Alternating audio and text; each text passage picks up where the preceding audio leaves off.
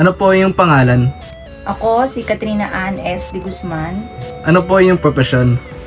I work as a assistant manager at Mercury Dogs Farmers Plaza branch.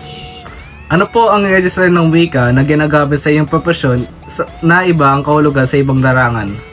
Meron kaming terminologies like when you say compound, kung saan ginagamit namin yung word na compound pag nagmi-mix kami ng iba't ibang klase ng gamot. It's either ointment, creams, base, or tablets na compound, maging powder. Whereas yung compound, ginagamit din naman yun sa ibang lengguwahe as yung sa isang bahayan na magkakasama sila as kunyari sa family. Yung isang compound na yun, isang pamilya nakatira doon. Ano po ang iyong pangalan? Ako si JP Cortez. Ano po ang iyong profesyon? Ang aking profesyon ay isang guro. Ano po ang register ng wika na ginagamit sa iyong profesyon na iba ang kahulugan sa ibang larangan?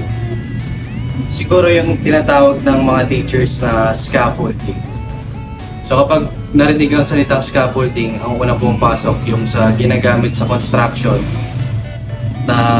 para pag-assist o pag-alalay sa matataas na building kapag gumagawa. Pero sa mga teachers, ang scaffolding ay isang approach para matuto ang bata sa pagiging independent sa kanyang pagkatuto. Isa pang salita na iba ang ibig sabihin sa pagtuturo ng mathematics ay yung salitang operation. So, yung operation, iba siya, ang ibig sabihin niya sa larangan ng pagdodoktor ay yung pagpa-perform ng surgery or ng isang medical practice. Sa mathematics, sa pagtuturo ng math, ang operation ay ibig sabihin niya yung 4 basic arithmetic operations, which is yung addition, subtraction, multiplication, and division. At isa pang salita na ibang ibig sabihin ay yung salitang function.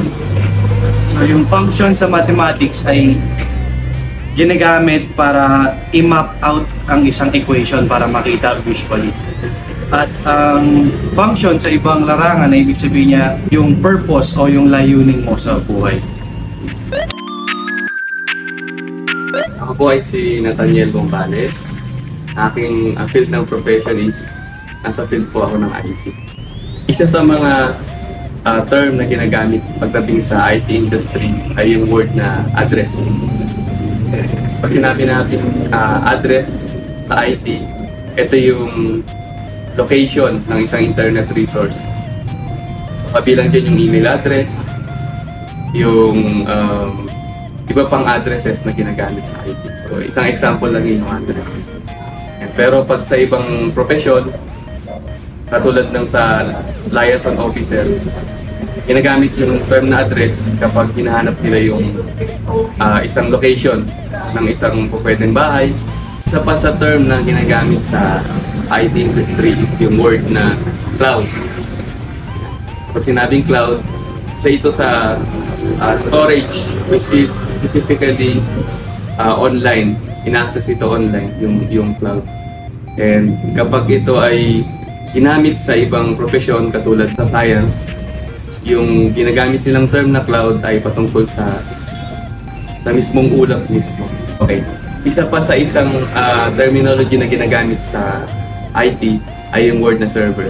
Pag sinabi nating server sa IT, ito yung computer or software na nagpo-provide ng services sa mga client computers.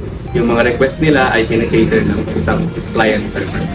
It's time to feed me, boss. Pag sinabing server, lalong-lalo na sa food industry, ang isang server sa ibang profession ay tagapag-serve ng mga pagkain. Magandang araw po. Ito nga po pala ang aking interview na si Miss Marian, ang professional ng ano po ba ang iyong profession? Isang customer service representative. Ano po pala ang iyong pangalan? Marian Brillantes. Ano po ang register ng wika na ginagamit sa iyong profession at naiba ang kahulugan sa ibang larangan? Siguro sa profession namin, ang register ng wika or wika, halimbawa ay yung ticket. Kasi sa amin ang ticket, ibig sabihin, ito yung mga reklamo o linya ng mga reklamo ng mga customer namin.